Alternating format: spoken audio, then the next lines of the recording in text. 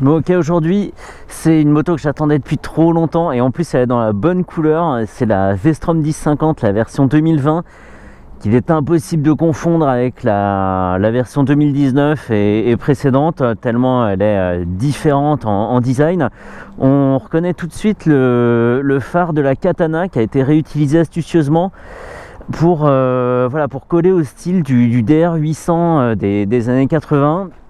Et c'est super réussi. Et je pense que c'est un design qui divise un peu parce que c'est très poussé dans le style années 80 avec des arêtes, des trucs un peu saillants comme ça. Voilà, on est sur quelque chose de très vif et je pense qu'on aime ou on déteste. En fait, on retrouve pas mal de choses de la version précédente. Les deux disques 310 à l'avant, sauf que là, ce sont des étriers radio puisque c'est une fourche inversée.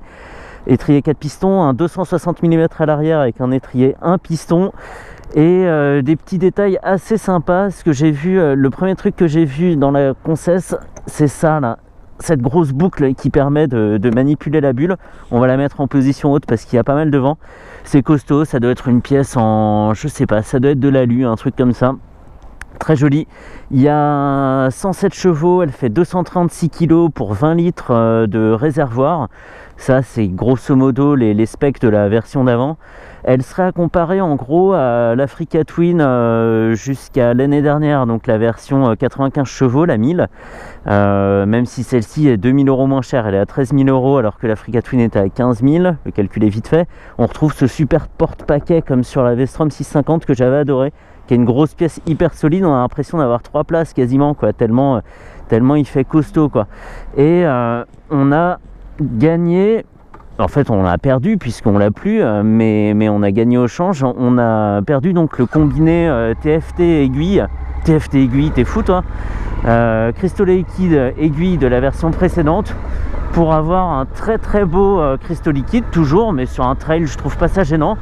Il est typé comme celui de la Katana en fait, je sais pas à quel point il lui ressemble, mais c'est un affichage vert sur fond noir, hyper complet avec une finesse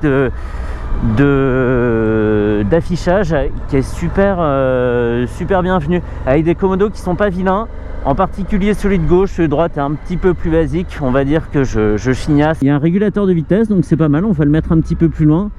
Les régulateurs de vitesse ne sont pas mes amis, mais attends, plouf, une vache dans un tonneau, on va aller à droite, c'est bien. Tac, et celle-ci en plus est vraiment dans la bonne couleur, donc elle existe en noir, mais en noir c'est un peu gâché parce qu'on voit pas tous les détails, et elle existe en jaune à celle bleue pour pousser vraiment le délire années 80. Ça c'est seulement si on s'habille basket fluo, bandeau fluo, etc. Mais comme ça elle est très belle, orange et blanc là, elle pète quoi, elle pète. Que dire, donc 107 chevaux avec une puissance perchée à 8500 tours, mais de toute façon on n'est pas là pour aller chercher le chrono. Là on roulera tranquille sur le couple, bien protégé derrière la bulle et bien assis sur la selle, même si là tout de suite elle semble un peu étroite sous les fesses. Elle aurait peut-être mérité d'être un petit peu plus large. Elle n'est pas inconfortable, même si le revêtement a l'air un petit peu dur. C'est possible que ça se fasse au fil du temps, que ça s'assouplisse un petit peu, mais là comme ça ouais, j'ai l'impression d'avoir les fesses un peu pointues quoi. Et en termes de position, alors elle est moins large que la précédente, j'ai plus les chiffres en tête, elle fait peut-être 88 cm de large alors que l'autre était peut-être 3 ou 4 cm plus large, bref, mais tout tombe naturellement. Moi j'avais peur d'avoir une grosse moto, voilà, avec ce gros réservoir de 20 litres suspendu assez haut et que ça soit dur à emmener. Mais en fait voilà, on fait 10 mètres et c'est parti. Et par contre j'ai été très agréablement surpris, et presque surpris tout court, par la puissance du freinage à l'avant. Il est pour une moto qui a elle a combien là, 77 km, donc elle est sortie de la boîte jeudi soir. Ça freine déjà très fort, ça augure de quelque chose de très bon pour une moto qui aura 1000 km sortie de rodage.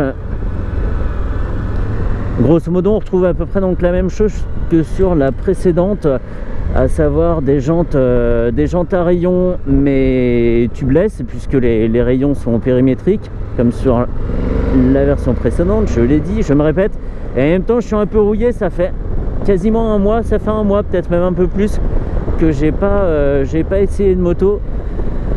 Et du coup, je crois que je suis un peu rouillé. Bref. Donc là, le but, c'est pas, ça va pas être d'aller vite, ça va même pas être d'aller en forêt, le but, parce qu'il a beaucoup trop plu ces temps-ci, il y a des mares de flotte partout. Et c'est pas, là, ça sera pas fun, ça sera juste flippant avec les pneus vides. Mais en tout cas, elle est pareille comme ça, sortie de boîte, elle vient déjà avec donc les protections de main, la suspension, punaise, trop bien. On va y revenir. Les protections de main, les crash bars par Carter, deux petits sabots en aluminium. Il n'y a pas de gros sabot intégral sur le dessous, mais là elle est quasiment prête à sortir de la route. Pour aller en chemin, hein, pas sortir de la route, avoir un accident, hein, on est d'accord. Et le bruit est super sympa, assez présent, on entend le moteur et pas l'échappement, enfin c'est l'impression que ça donne en tout cas, mais c'est un petit bruit, voilà, on sait qu'il y a de la puissance, c'est un petit bruit viril bien sympa. Donc il y a le traction control de paramétrable, il y a la réponse à la poignée aussi qui est paramétrable, sachant que là le traction control est à 1, l'ABS à 1, et on a la réponse la plus vive à l'accélérateur. Donc indicateur de rapport engagé, la vitesse, le contour, les kilomètres jusqu'à la pompe, un voltmètre, un trip A, trip B, je regarde la route, hein, je le dis de mémoire, évidemment je suis pas en train de dire l'afficheur. Des choses qu'on fait défiler avec ce très beau bouton à gauche, comme je le disais, plus les modes, plus d'autres choses à régler, alors je sais pas trop, on va voir peut-être le réglage du régulateur de vitesse, on va voir ça. Des clignotants LED, qu'est-ce qu'il y a d'autre, l'heure, la température de l'air, une jauge à essence évidemment, et une jauge de température. Parfait. Alors moi je fais 1m73, la selle est à 85 cm, 85 et demi même centimètres de haut contre 85 sur la version précédente, et je suis de 2 bonnes pointes par terre. C'est pas la panique, sur les freinages d'urgence ça ira parfaitement, et c'est hyper rassurant. Le seul problème c'est que j'ai les jambes assez écartées et qu'en plus mon tibia vient buter contre les repose-pieds. Je pourrais mettre les pieds un peu plus en arrière, mais en fait le problème reste le même, ça bute juste pas au même endroit. Bon, c'est... Ouais, en fait les repose-pieds sont vraiment au droit de la jambe, et c'est bon, c'est un peu pénalisant, faut le savoir quoi. C'est pas pire que la Diavel. C'est rassurant, hein. Quelle horreur.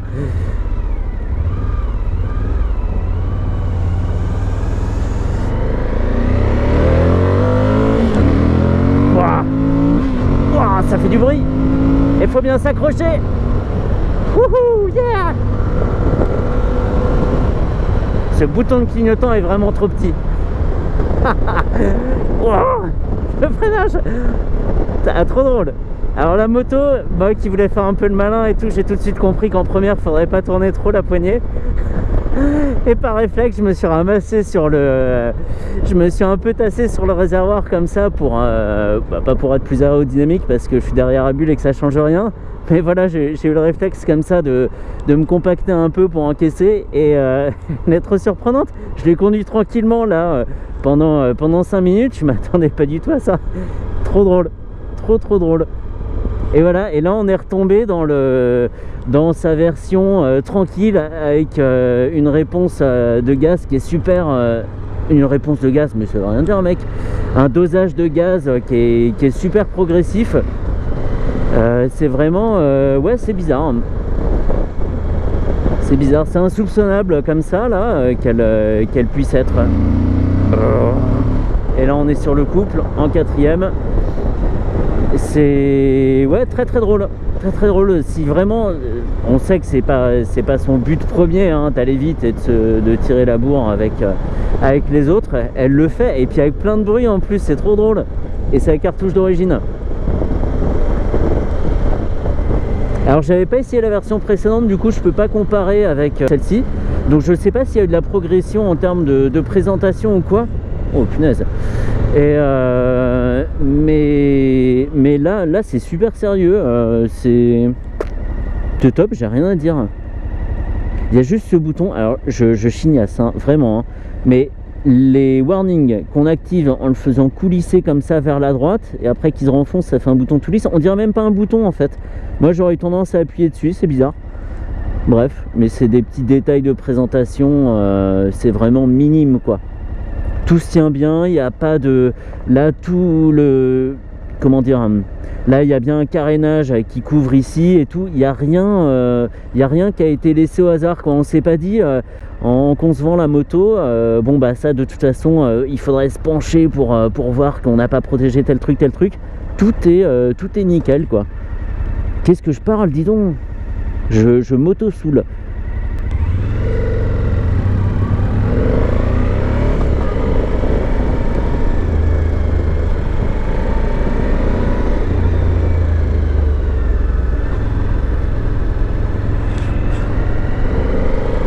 Il y a juste ce bouton de clignot là qui est vraiment tout petit et il dépasse très peu, et avec les gants hiver c'est pas facile de l'attraper.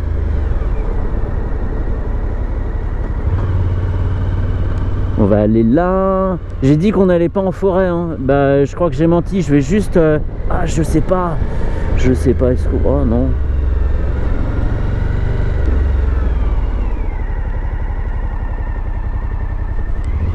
Oh, ça serait criminel de pas la faire sortir en même temps.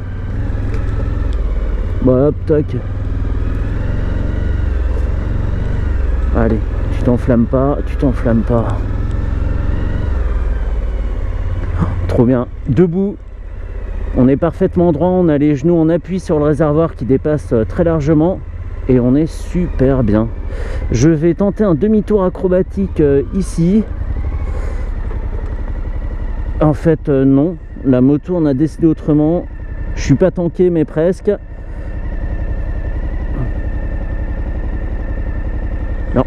Non. Le sol est trop meuble pour que je béquille ici. Donc, c'est pas la peine.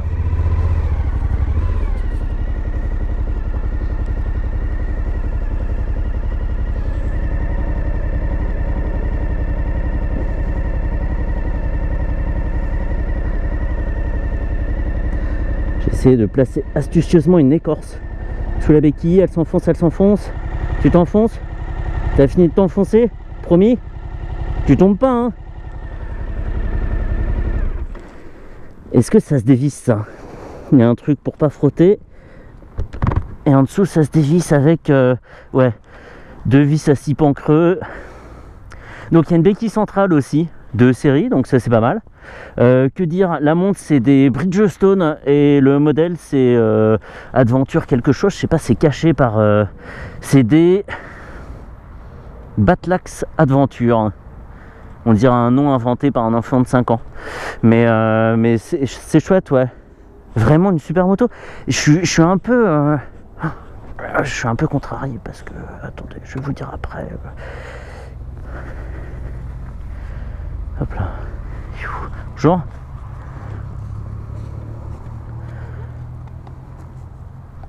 Profil bas. Je devrais pas être ici. Allez. Ouais, je suis un peu contrarié parce que la moto, en fait, j'ai rien de mal à dire dessus. Trop. Il y a que le design qui peut trancher les avis. Mais objectivement, comme ça, bah, ça fait le taf, quoi. Et en même temps, 12 000 €, on s'attend à une moto bien finie, etc. Tout ce que j'ai dit. Il n'y a qu'un truc, ça s'est archi mal placé. Tout à l'heure, moi, j'ai voulu démarrer, j'ai mis le bouton du régulateur, quoi. En fait, c'est ici. Bon, bref. Oh, putain. Partie de l'arrière. J'avais dit hein, que c'était gras. Donc oui, juste bouton de clignot, bouton de régulateur mal placé. Moi j'aurais voulu le démarreur au bout du pouce droit, classique. Mais à part ça, non, une moto, il faudrait voir dans le temps, et en même temps c'est une base éprouvée, hein. On n'a pas changé grand chose à la recette. On sait que la V-Strom 1000 fonctionnait bien. Là, non, très bonne moto, je suis super content. Je suis vraiment super content de l'avoir essayé. Si j'avais 12 000 €, le choix serait encore compliqué avec l'Africa Twin. L'Africa Twin fait peut-être un petit peu plus premium, et en même temps il y a 2 000 € de différence entre les deux. Elle a peut-être un petit peu plus d'aptitude en TT, l'Africa Twin, mais je suis personne pour le juger, hein, je l'ai lu quelque part, même si je lis pas grand chose sur les motos. Pourquoi? Bah pour pas que mon avis soit biaisé, bien sûr. Voilà pourquoi je lis rien sur les motos et je regarde pas de vidéos, et voilà, c'est pas que ça m'intéresse pas, hein, mais moi je préfère me faire une idée par moi-même, quoi. Je trouve ça plus logique. Bref, excellente moto, évidemment que c'est une très bonne moto, mais ils ont pris le pari risqué, hein, à juste titre, de... Oh, putain, je parle trop comme un journaliste. Bref, Suzuki a décidé de faire un design vraiment très années 80, très poussé, très abouti en même temps, hein, c'est normal, mais qui va diviser, hein. Il y a des gens qui la regarderont même pas et des gens qui en tomberont amoureux tout de suite, quoi. C'est comme ça, c'est comme la Katana, c'est comme d'autres motos dans d'autres marques, hein. C'est un risque, sachant que Suzuki vend des volumes un peu moins importants que d'autres marques japonaises. C'est risqué de sortir une moto qui divise encore plus, quoi, mais elle a des vraies qualités, quoi, ça c'est sûr. C'est ce que dit la moto, ça. Putain, ça rage, hein, franchement.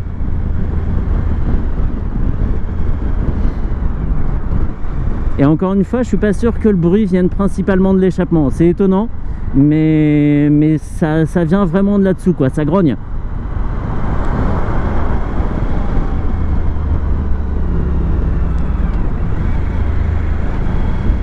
Je déteste aller comme ça en forêt et revenir sur route, parce que j'ai toujours l'impression que mes pneus ont plein de bouillasse et que je vais me bûcher, quoi. Donc c'est super désagréable. Ah, j'aurais bien aimé accrocher le Cayenne Turbo là, juste pour lui faire les pieds. Et on saute. Et oui, donc l'amortissement, je disais, génial, génial. Dès qu'il y a, par exemple, dès qu'on descend d'un ralentisseur, le débattement négatif entre en action et bloc, on descend vraiment, on imagine bien la roue lécher comme ça à la descente du ralentisseur, et ça fait un peu cet effet tapis volant, quoi.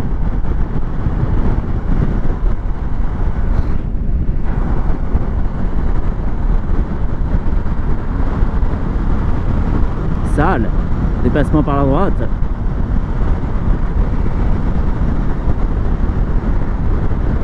Ah, je suis trop tenté, non, je vais pas le faire. Allez, tout en 6, et on pousse et on pousse.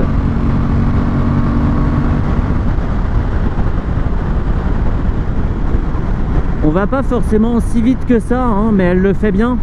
Elle le fait bien, on se soucie pas trop. On se soucie pas trop du rapport engagé. Là j'étais en 4ème, je suis resté en 4ème assez longtemps parce que ça suffisait, la moto était pas en limite. Puis après j'ai passé 5 et 6, et en 6ème c'est reparti tranquillement jusqu'à une vitesse pas légale, mais voilà. Et là je suis en train de me rendre compte que j'ai dit que du bien de la moto. Et ouais, juste les protège-mains sont un peu fébriles là. Je sais pas s'il leur manque un point de fixation ou si c'est le fait que ce point là soit un peu tarabiscoté, mais il tremblote depuis tout à l'heure et moi ça dérange ma vision, quoi. J'ai l'impression qu'il y a un truc qui est en train de se décrocher, quoi, qui est en train de battre au vent comme ça. Bref, les quelques points de frustration tournent par ici, quoi, hein. C'est la largeur des boutons, leur agencement, leur présentation et donc les pare-mains là qui sont un peu tremblotants, mais sinon super moto, je suis trop content, trop content. Je suis content d'avoir fait ma reprise avec cette moto là, parce que c'était pas du temps de perdu, loin de là. Vraiment, le freinage c'est un doigt, quoi, maxi, hein. Franchement, plus ça serait trop, quoi. Ok, on passe d'un angle à l'autre.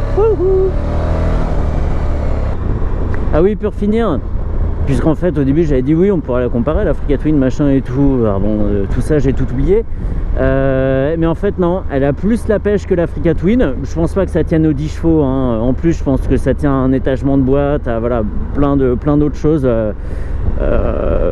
de ce genre. Elle a plus la pêche. Elle est un peu plus démonstrative, même en bruit, en voilà, tout ce qui va bien. Et elle est aussi bien assise sur la route que l'Africa Twin, quand on s'imagine bien qui est les longs voyages à son guidon. Peut-être une petite bulle un peu plus large, en hauteur c'est parfait, en largeur on sent quand même des turbulences qui passent de part et d'autre, mais sinon rien à dire. Et donc voilà, je pense qu'on peut en rester là pour la Vestron 1050. Très bonne moto. Ah, évidemment, merci à l'excellent Antoine de Suzuki ABR à Valenton qui s'est vraiment démené pour faire le rodage de la moto pour ce premier week-end après présentation, qui m'a fait un excellent tour du propriétaire.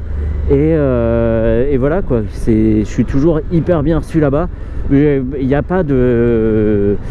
Il me prête pas la moto pour que j'en dise du bien, hein. Je peux dire tout ce que je veux dessus, mais le fait est que la relation commerciale là-bas est vraiment au top quoi. Bref, je m'en veux même d'avoir oublié de le dire, de le remercier.